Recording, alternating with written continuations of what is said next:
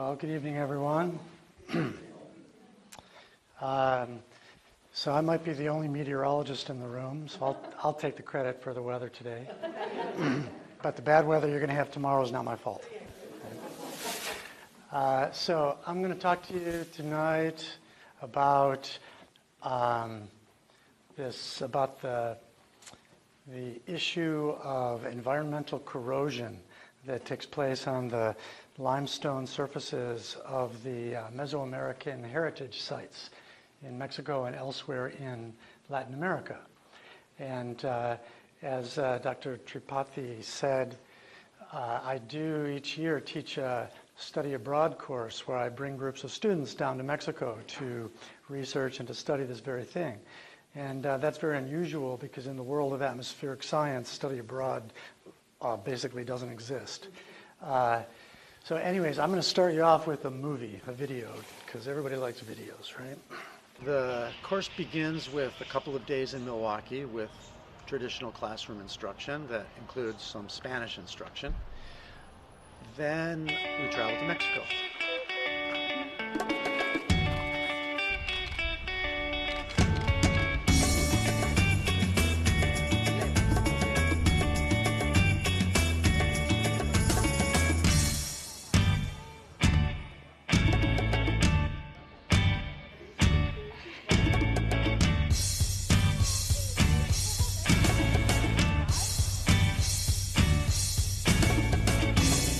The effects of acid rain and air pollution on the ancient structures. The archaeological sites are subject to corrosion at the hands of the environment. The air pollution has the effect of slowly eroding the surfaces. If you find a line, it's 5. So you're 12, this one is 11. Our first destination is Mexico City. So after a couple of days there, we take a first-class bus to Papantla, Veracruz. We go there because outside of the town, there's a site called El Tajín. After El Tajín, we travel to Oaxaca. My favorite part has been Oaxaca, I think. It was just great being in a different place and seeing the different ways people live. And even their houses are different here. After Oaxaca, we fly to Ciudad del Carmen. Most study abroad trips go to one city, and here you go to 5 different cities. Finally, after Ciudad del Carmen, we travel by bus to Palenque. My favorite thing so far about the trip was hiking through the rainforest in Palenque and walking through mudslides and waterfalls and little streams with clear water. It's gorgeous. The students learn not only about the sites themselves, but about the history, the culture, the anthropology of the peoples that lived there. In addition, it's also a research trip. Once it rains, we stand outside with the funnels and we collect it. Then once we do that, we take pH strips to test the acidity of the rain. And once we get all that data collected, we go to a website to try to figure out where the pollution came from. Meeting amazing people, building new friendships, networking with other students, and definitely just being in a whole new environment. It's inspired me. You can only get so much from a book. There are whole other worlds outside of the United States. Traveling just within the United States doesn't cover it. Okay, that's the end of the video. Now you have to listen to me.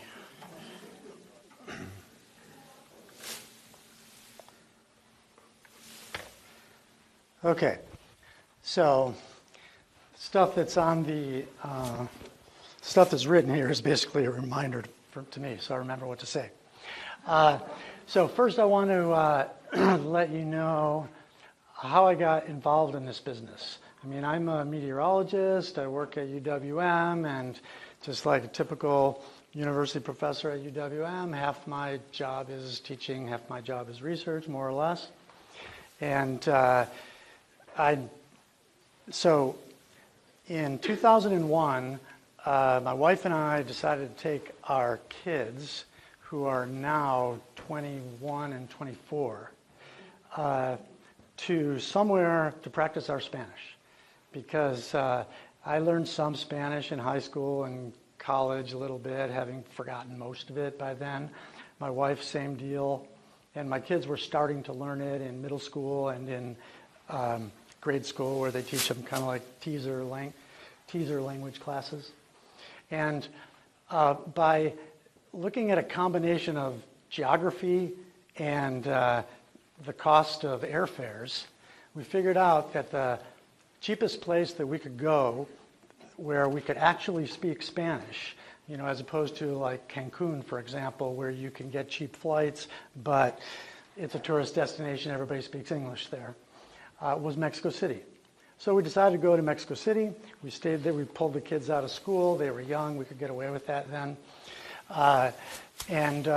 We went to Mexico City and we stayed at this kind of divey backpacker style hotel where the people who work there did not study, you know, tourism in school, and so therefore they could not speak English, and that was exactly what we wanted. We had a little vacation, we were all able to practice our Spanish, and everything was wonderful.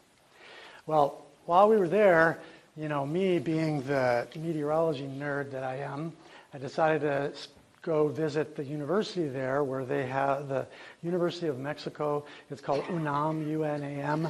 That's the Spanish abbreviation for it. It's the largest university in Latin America, 250,000 students, if you can believe that. They have center for, they have, what's it called? I'm translating here, Atmospheric Science Research Center. And so I had looked them up, and there was this guy there named Humberto Bravo. He was one of the scientists, and I didn't know him, but his name was familiar to me because in graduate school or something, I'd read a couple of his articles. He's a pretty famous guy in the world of air pollution research. So I invited myself for a visit, essentially, and it was nice. I went there for the afternoon. My wife took the kids shopping or something, and I went there. I got a little tour, I met him and the other people who worked there, and it was all great. Well, the next year, this guy, Bravo, he coincidentally had a sabbatical in Cincinnati. So he called me up one time and said, hey, I'm in Cincinnati, you invited yourself over to my place, I'm inviting myself over to your place. You know, and in his mentality, Cincinnati was right next door to Milwaukee, you know, I mean, you know, so I brought him over to Milwaukee and we started talking, and how's the sabbatical going? What are you doing on your sabbatical? Blah, blah, blah. And I happened to mention that I had a sabbatical coming up, and he said, what are you doing for your sabbatical? I said, well, I don't know. I haven't really figured it out yet. He says, well, why don't you come to Mexico City for your sabbatical? So I looked into it, and I applied for a Fulbright grant. And I got a Fulbright grant, and that allowed me to bring my family to Mexico City. And we were there for 5 months. And that was in 2003. So, all right, so on the one hand, I was doing research in collaboration with Dr. Bravo's group. And he had a bunch of projects, and I was doing a little bit for several different projects. And in his group, they're all chemists, which is common in air pollution research. Usually, you know, it's chemists, and there's one meteorologist who, you know, the chemists say, hey, we have all these measurements, you know, the chemical measurements, they go up, they go down, we don't know why. And the meteorologist says, I know why. You know, it's because the wind direction changed or something like that, right? So I was the lone meteorologist in the group, and I'm used to that. I've been in that position a lot. But something really unusual happened. So Mexico is not as economically advanced, obviously, as the United States is. And there's only one laboratory in the country, or I should say at that time there was only one. Now there's two, that has some very modern and necessary equipment for analyzing the chemical content of air pollution. Ion chromatographs, liquid chromatographs, other instrumentation. They had one at the University of Mexico in Mexico City. So it's common that the scientists that research air pollution in Mexico, they collect their samples. It might be air drawn through a filter or rain collected in a bucket or whatever. They store their samples and they bring them to Mexico City to Dr. Bravo's lab for analysis. And so I was there for 5 months, and there was probably 3 or 4 delegations, shall we say, of scientists and students, whatever, from here or there that came over with that. Well, so Dr. Bravo was good about introducing me to the visitors that would come, and the reaction that these people had was all the same, and it was really weird.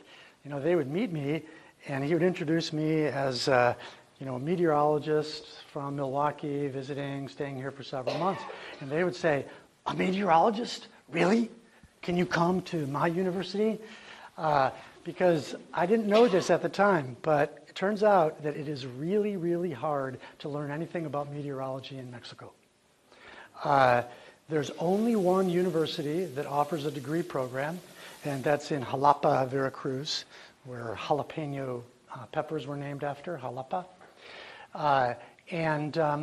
The economic status of most university students in Mexico is such that they can't easily travel to another city, different part of the country, to study a subject which might be relevant to their own major, but not available at their own university.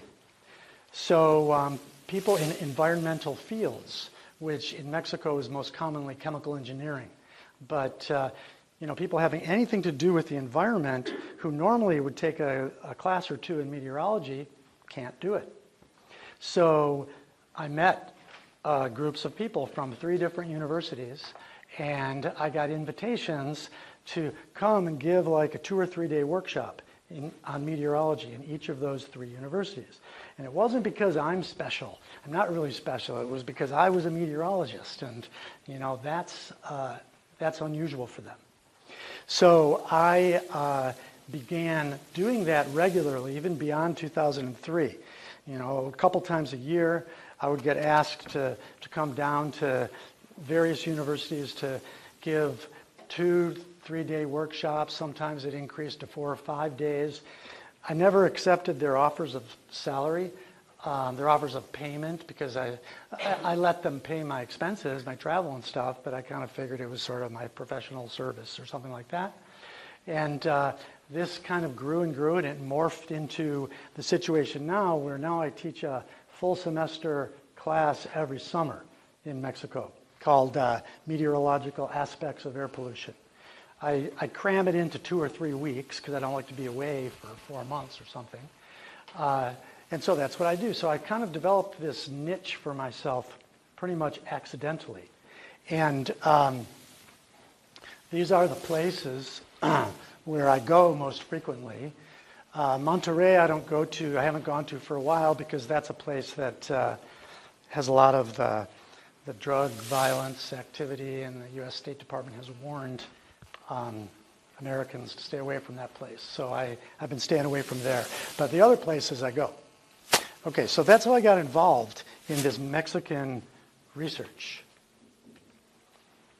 Now, the project that I worked on the most, here's what I was looking for. The project that I worked on the most when I was in Mexico City for that time in 2003 was this problem of acid rain damage to some of the archaeological sites, especially this one particular one called El Tajín.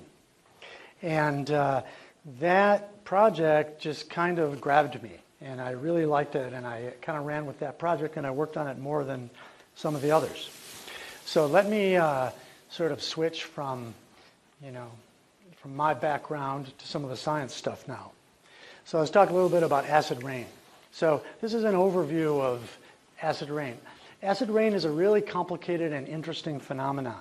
It essentially is the atmosphere's natural mechanism for cleaning itself. So on a global scale, acid rain is a good thing. We put garbage into the atmosphere. We burn stuff to make stuff, right? I mean, we humans do that. And you put the pollution into the atmosphere, and guess what? It comes out. That's a good thing. Otherwise, it would just get more polluted and more polluted and more polluted forever. Not so good if it comes out on you, but that's acid rain. So the process works like this.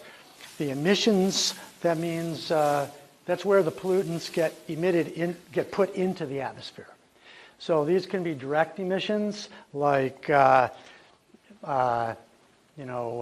monoxide gas that you get from burning fuel, like in a car.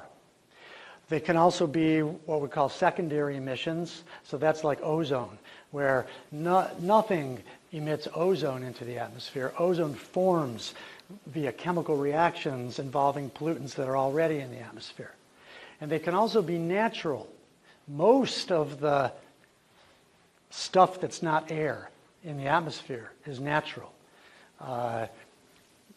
Particulates from forest fires, salts from sea spray, from breaking waves, volcanic ash, that kind of thing. All right, so once this stuff gets in the atmosphere processes it. And the atmosphere processes it in a variety of ways. So the main thing that the atmosphere does is it moves it horizontally. But all pollutants, not all, but almost all pollutants are emitted into the atmosphere at ground level because that's where people live, that's where our activities are. There's a couple of exceptions like jet aircraft exhaust or something. So winds close to the ground are relatively weak compared to winds higher up. So the pollution is not going to go very far unless it gets lofted into higher altitudes. So the atmosphere does that via mixing processes. So the same kinds of processes that cause thunderstorm clouds to grow very tall also carry pollution up to higher altitudes. And that's important not because they're at higher altitudes, but because at those higher altitudes, they can sample winds that are much stronger. So it blows them in different directions, and at different speeds, it disperses the pollutants. Okay? And also, all these things are happening at the same time. Another way in which the atmosphere processes these pollutants is that it changes them. It changes them chemically and physically. So chemical changes are basically chemical reactions. So for example, acid rain, there's acids in the rain. Most of those are sulfuric acid and nitric acid. But when the pollutants that cause those acids are emitted into the atmosphere, they don't exist as sulfuric acid and nitric acid. They exist as other chemicals like sulfur dioxide and nitric oxide and nitrogen dioxide and other things. So the chemical reactions occur over time.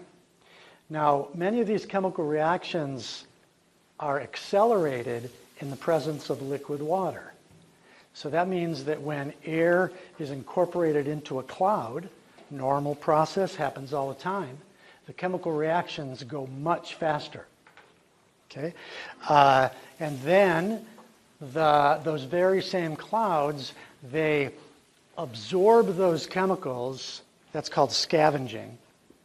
And now the chemicals are no longer part of the air.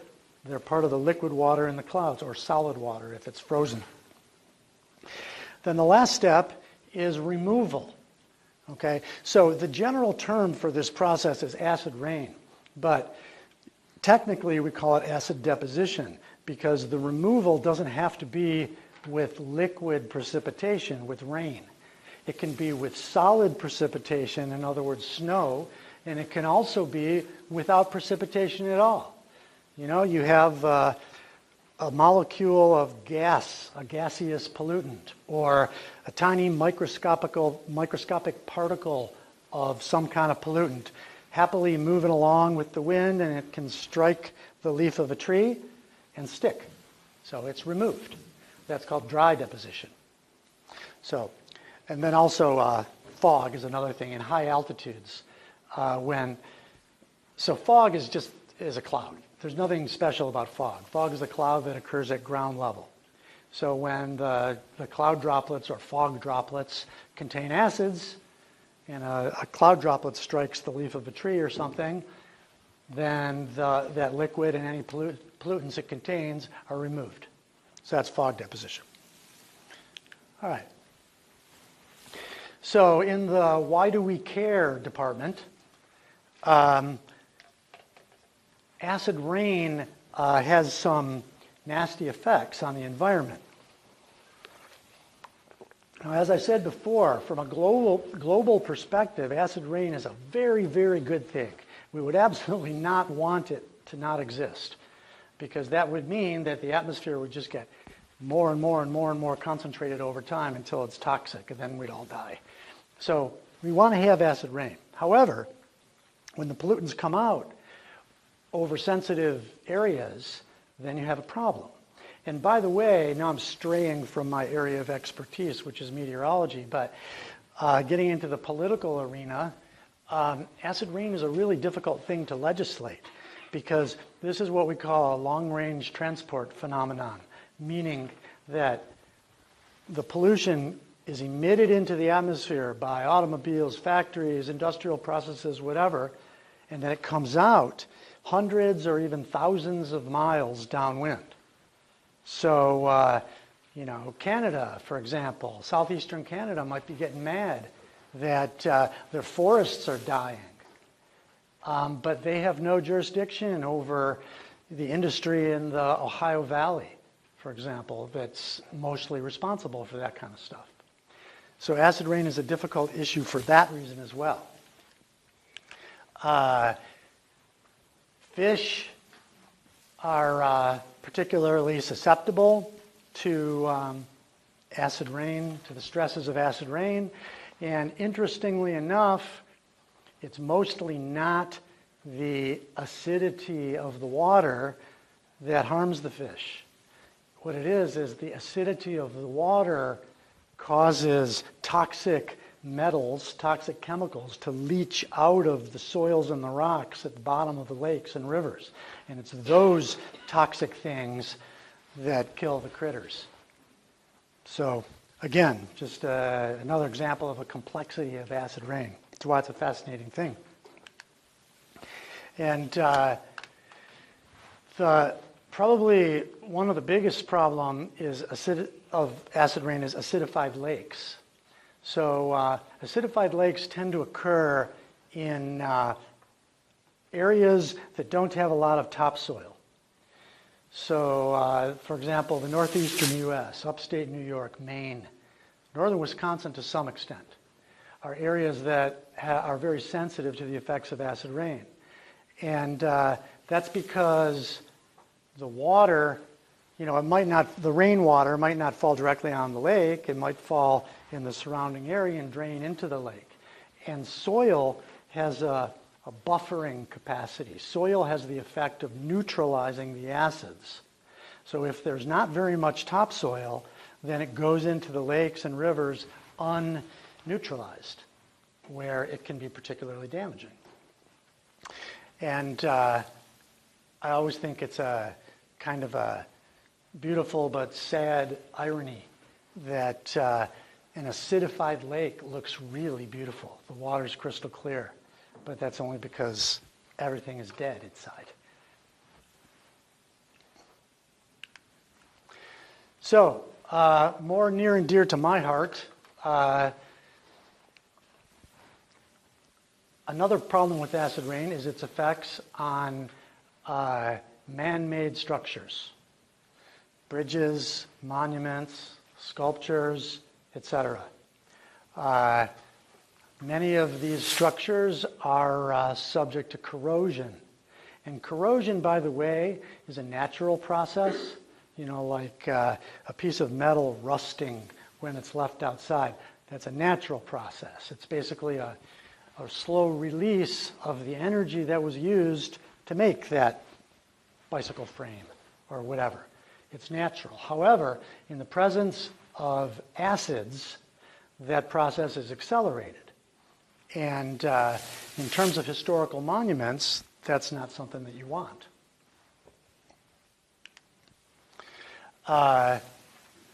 in Mexico, I mean, I should say in Latin America in general, but Mexico is where I usually go. Most of the structures are made of limestone. And limestone is soft and it's malleable. That's why these ancient civilizations like the Aztecs and the Mayans and the Zapotecs and various civilizations that built the various structures, that's why they used limestone, because it's easy to build with. And also they had an abundant supply of it. And so this is what you see, stuff like this.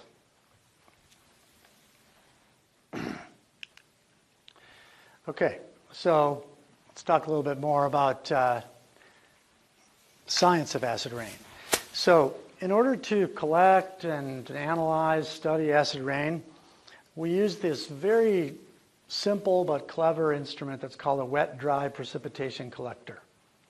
So this consists of 2 buckets with a movable lid.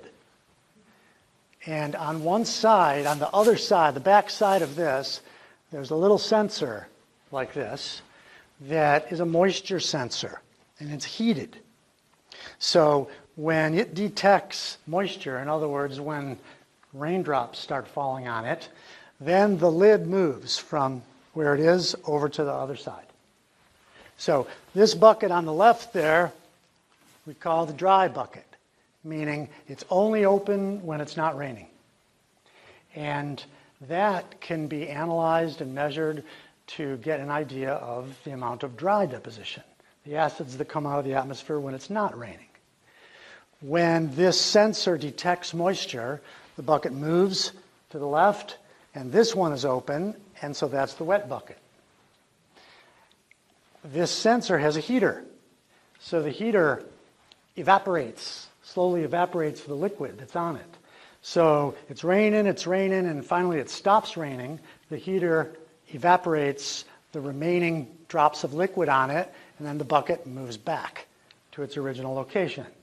And then a human comes out and empties the bucket and puts it in a jar for storage to be analyzed later. So that's how acid rain is collected, and it's actually quite a simple process. On my study abroad program, this is how acid rain is collected. Students carry around these highly scientific collection devices that I bought at a discount auto supply store. We carry them around in sterilized bags and until it starts raining. And then they whip them out and we collect them and then do our work with them. So when I was in Mexico City in 2003, one of the guys there, Rogelio Soto is his name. He's become one of my best friends, actually. He was doing this very interesting project where he was able to get some samples of stone from one of the sites, from this El Tajín site in the state of Veracruz. And that's no easy task because you have to petition the government and et cetera. And what he did is he took some of these stone samples and cut them into some very precisely sized pieces that were perfectly smooth. Okay? And he simulated many hundreds of years of rain falling on these things. So let me show you. So it's not the best picture in the world, but this is a little setup. It's a box enclosed in plexiglass. It's about this wide, maybe this tall, like this. It's not really very huge. Here's the sun, right? Light bulb in there. So what he did was, using one of those wet-dry precipitation collector, he collected acid rain in this one site in the state of Veracruz, Mexico, for 2 years. And he analyzed the chemical composition of the rain. Then he created artificial rain with the exact same chemical composition. And he dripped that artificial rain onto those 4 little stone ingots that I showed you in the last slide. And he did it in such a way that the cycles of sunlight, right, that light bulb, and rain mimicked the actual atmosphere. And so in a period of about 3 or 4 weeks, he was able to simulate 500 or 600 years of acid rain corrosion. And then what he did is he analyzed those stones. And remember, I told you that they had been sized very precisely, and they were perfectly smooth. So any deviations in their size, he was able to measure very precisely. And what he found is that the corrosion or surface recession rates were somewhere around, on the order of 10 or so micrometers per year. Now, a micrometer is 1/1000th of a millimeter. So this works out to be a couple of millimeters per century. So let's think about that for a second. Couple of millimeters per century. That's how fast these limestone structures are dissolving. So on the one hand, it seems like good news, right? I mean, oh good, they're going to be around for a while. They're not going to dissolve to the ground for it's going to take quite a few centuries. But actually, this is really bad news because some of the most precious parts of these structures are the frescoes. Those are sculptures that are carved in the side, and paintings on the stucco coverings. Paintings, how thick is a layer of paint? It's just what? Handful of millimeters. And the frescoes aren't that much deeper than that. So this actually is quite an alarming rate of corrosion. So this is a big problem for Mexico. Of course, the biggest problem with air pollution in Mexico or anywhere else is the threat to human health. And that should be the biggest concern. In the United States, for example, we kind of have that under control. With the exception of a couple times a year in Los Angeles, air pollution is rarely a big threat to human health. So, we have turned our attention to the effects of air pollution on the environment, and we've been doing that here in the U.S. for decades. Everyone's worried about climate change now. Back in the 80s, when I was in graduate school, it was acid rain. That was the big environmental issue of the day, just like climate change is now. In Mexico, they're just getting there now. They have the problem of air quality negatively impacting human health in Mexico City, which is one of the most polluted cities in the world. They're starting to get that under control. So now they're turning their attention to these other topics. And this is a big one because it affects their cultural heritage. It affects tourism. So that's why they care. So here's what I do. All right, I'm a meteorologist. Most of this stuff I was showing you is chemistry. I can speak chemistry, I can hold my own, but really I don't know all that much about chemistry. So what I do know about, though, is how pollution moves through the atmosphere. So what I was able to do in support of my friend Rogelio Soto's work with those stones and Dr. Bravo's group's work in general is to try to figure out where the air that had that pollution, where the pollution in the rain came from. So I use this tool called trajectory models. So here's how it works. This is a little mathematical equation, but so here is a picture of a forward trajectory. So here's a location, it happens to be Monterrey, Mexico, and the little line here shows the locations where air, which was here at this date and time, where it went over the next 2 days. Okay, it followed that path. That's called a forward trajectory. This is the same thing, but in the opposite direction. This is a backward trajectory. So here you have the same location, Monterey, the same date, but this line shows where the air that was in that location on that day, where it came from. So you're tracking it backward in time. So these backward trajectories are actually the ones that are more relevant for air pollution studies. Because usually you have an area and it's polluted and you don't care where the air is going to go, you want to know where it came from. Okay, so this location here, this is a famous pyramid. It's called the Pyramid of the Niches. A niche, like a window, like a cubby hole. This pyramid here has 365 of those niches. So it was thought to be some kind of ancient calendar. This is in the northern part of the state of Veracruz, Mexico. That's Veracruz, on the Gulf Coast. So what I did was I calculated, using meteorological models that I have available to me, one of these trajectories, back trajectories that shows where the air came from on its way to this area in Veracruz, every day for 5 years. And then I split up the lines by month. Okay, so these are called spaghetti plots. So what you see here is basically two patterns, or we call them flow regimes. So one of them is in the summer months here, where you have winds from the east. Okay, air's moving from here to here, with very few exceptions, 1 or 2 exceptions in a whole, in 5 years worth of Julys, 5 years worth of Junes.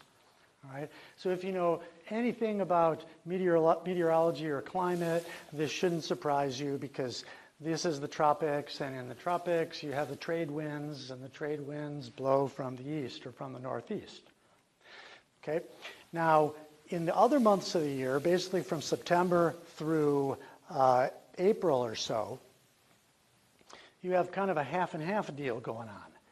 About half the time the winds are from the east, just like in the summer months, but the other half of the time they're from the north. And those are called nortes, Spanish word for north. It is what happens when you have the kind of weather that we have here making its way south. Cold fronts penetrating into Mexico, for example. So it looks like the likely culprits for who put the garbage into the air that came out at this beautiful archaeological site are mostly to the east of Veracruz and to some extent to the north. So here's another part of this analysis. Atmospheric motions are three-dimensional.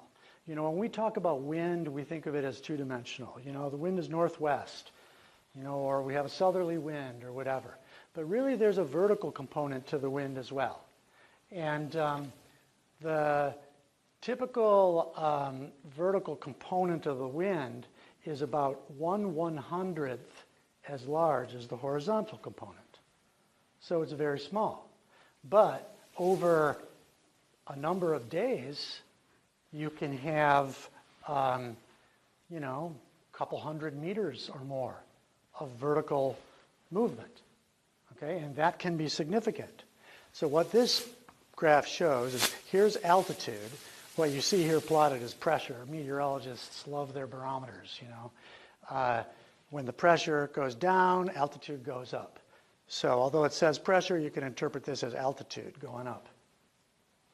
Here's the months. Okay, so here's what this shows. During those summer months, June, July, August, the bars are shorter, meaning that the air traveled at relatively low altitudes. During the other months, when the wind about half of the time was coming from the east and about half of the time was coming from the north, the air was traveling at very high altitudes. Now, if you have air moving over a smokestack and the air is 1 or 2 miles up then that air is not going to pick up material from that smokestack. It's too high. That airstream is pretty much disconnected from the smokestack. But if that air is traveling at low levels over a smokestack, it will pick it up. So this analysis here suggests that it's the easterly winds, particularly during the summer, that are primarily responsible for the pollutants that are coming out of the rain at this site in Veracruz. So here's another map. This is the area we're talking about. Okay, so coming from the east means, I don't know if I'm steady enough here. Coming from the east means from this direction, like around where Cuba is, over to here. Okay, over the Gulf of Mexico. Now, Mexico is an oil-producing country, and the lion's share of Mexico's oil operations are offshore oil platforms in the southern Gulf of Mexico, directly along the path. Okay? So this meteorological evidence suggests that Mexico's offshore oil operations are the culprits. And Mexico's environmental regulations are way more lax than they are in the U.S. So it's interesting and kind of sad that it's Mexico that is polluting their own cultural heritage. Okay, so I had this Fulbright grant 10 years ago or so, I guess 11 years now, that supported my trip down to Mexico to get started on all this stuff. Since then, I've been going down there 2 or 3 times a year, every year, generally for several weeks in the summer, doing all kinds of research and also teaching down there. One of the things that I've always been interested in is educational outreach. So part of my project was to develop some kind of means for kids, particularly like middle school is the target age, middle school kids to learn about this stuff. So I developed these web pages that are called web quests. Those used to be popular about 10 years ago, right? And so these are available. It's all done in the guise of the researchers. This is my friend Rogelio Soto. This is Humberto Bravo. On this website, they're all teaching you about various aspects of acid rain. Look at that. I'm very proud of that. It took me about 45 minutes to figure out how to make PowerPoint do that. So this is a resource that actually has become quite popular amongst middle school teachers in Wisconsin. So it's kind of a nice thing. Okay, so let me just sort of wind up here, getting near the end, with a few comments about the study abroad class. So this lady, her name is Chris Ruggiero. She's one of my best and most longtime friends on the UWM campus. She's the director of the Center for Latin American and Caribbean Studies.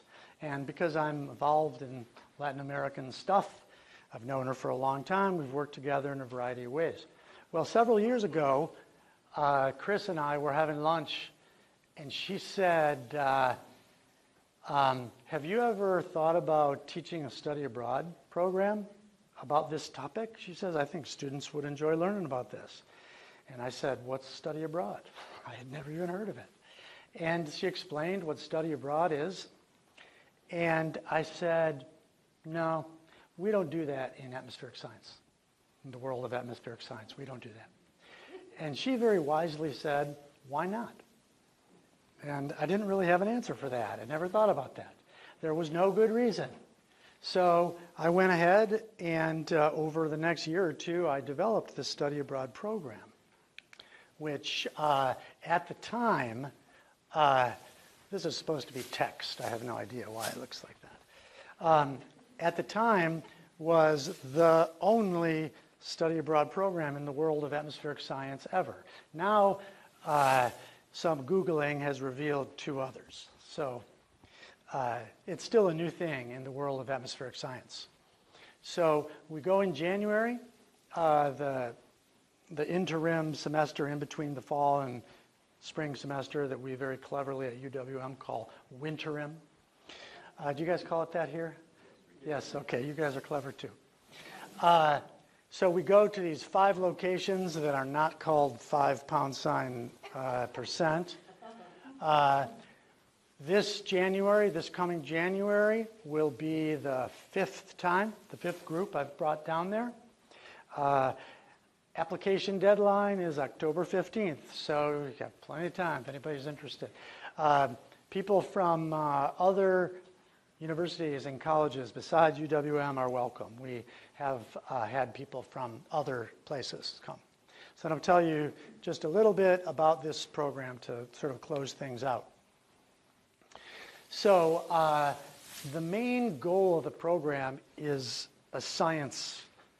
It's a science topic. It's the topic of acid rain damage to these wonderful archaeological sites, or environmental corrosion is the buzzword for that. But at the same time, students learn all kinds of other stuff, like a lot of history and culture and anthropology and archaeology associated with the peoples who built these places. And in these places, descendants of those people live there still in every case. So the cultures are very different and they're very vibrant. It's a 2-week program. I think it's actually 16 days. So we start out with either 1 or 2 days. This coming January, it's going to be 1 day of classroom stuff at UWM. And then we go to Mexico, and we go to 5 locations. So it's very much a travel program. Most study abroad programs, you go to a place, some wonderful place like Spain or, whatever, and you stay in one place, and there might be an excursion or 2. We're always on the move. We don't stay in any one place for more than 3 or, in one case, 4 days. When we're at these various places, we go to some combination of archaeological sites, museums, and universities to study this topic in a variety of ways. So during this 1 day of classroom stuff at UWM, the students learn from me the basics of the science topics that are related to this whole business of environmental corrosion, and also they get some Spanish. Okay. Then we go to Mexico, and we go to a variety of archaeological sites. The ones with the asterisks are the places that we're going to in upcoming January. I switch it up a little bit, change locations a little bit each year, just mainly to keep it interesting for me, because one of these years I'm going to burn out on this, and I don't want to because I love it, so I'm trying to make it last for me as long as possible. Here the groupers were outside of Palenque, and we're watching monkeys in the trees. Okay, we go to these great museums. This is the real Aztec calendar, which isn't a calendar at all, actually. See these here? Those are bullet holes by the American soldiers who found it and used it for target practice, because they had no idea that what they were looking at was something precious. We visit universities.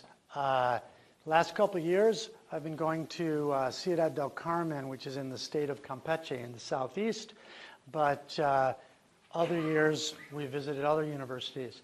The community of researchers in Mexico that work with air pollution research is relatively small, and I know everybody because it's small, and I'm in that world too. So I call up my university buddies there, and I say, hey, can I bring a group of students down there? And then we do things, like presentations. Our group gives presentations. They give presentations. Nobody understands a word of it because they're speaking Spanish, we're speaking English. And then we all go out afterwards, and everyone becomes best friends, and suddenly everybody understands each other. It's amazing how that works. Okay, I'm running a little late, so let me just finish up here. So this is just a little history. We've gone 4 years so far. The groups have been small, either 8 or 10 people. It by no means is an atmospheric science only thing. Some years there's only 2 atmospheric science majors. We get people from all across the board. So being a professor and being in the publish or perish business, we have to write articles about stuff. So I recently wrote an article in the Bulletin of the American Meteorological Society. I'm sure you all subscribe to that, right?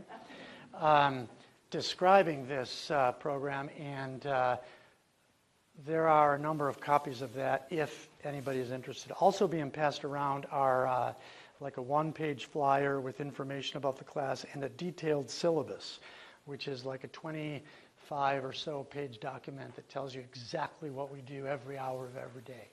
So if you're interested, you're welcome to take a look at those things. So I